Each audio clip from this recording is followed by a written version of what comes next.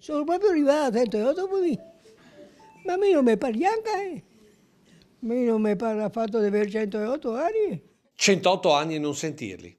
Sono quelli per l'anagrafe di Fiorina Dalla Libera, nata il 1° gennaio del 1918 a Nove di Vittorio Veneto, quando la Grande Guerra infuriava e gli austro-tedeschi avevano occupato il Fadalto. Neanche la guerra non mi ha occupato. Neanche a quella. Decisamente solare, nonna Fiorina, attorniata da parenti, amici, conoscenti, è accudita dal personale della casa di riposo di Tarso. Della sua vita cosa mi conta? Cosa ha fatto? La mia vita? Sì. Lei pensava che... se devo contare tutta la storia della mia vita, che voi 15 lì. Regala buon umore a tutti questo esempio di longevità, con il cuore sempre tra le sue case. 9 di Vittorio Veneto. Per me è bel paese, per me è bello.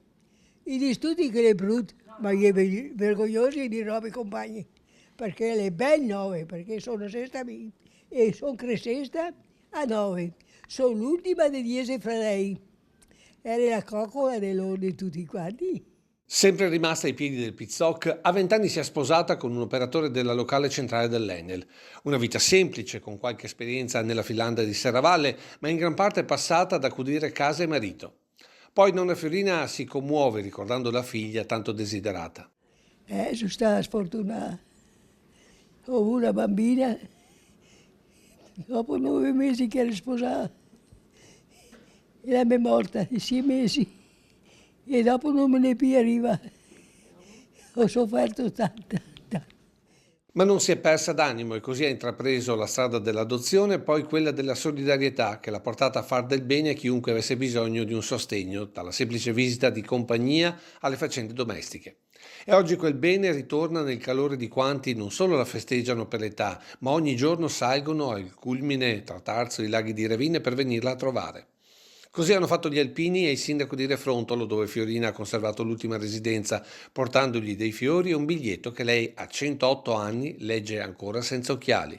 Un caloroso abbraccio e i nostri più sinceri auguri per il tuo compleanno. Ti auguriamo che questo giorno così speciale sia pieno di tutto ciò che tanto felice è il tuo cuore.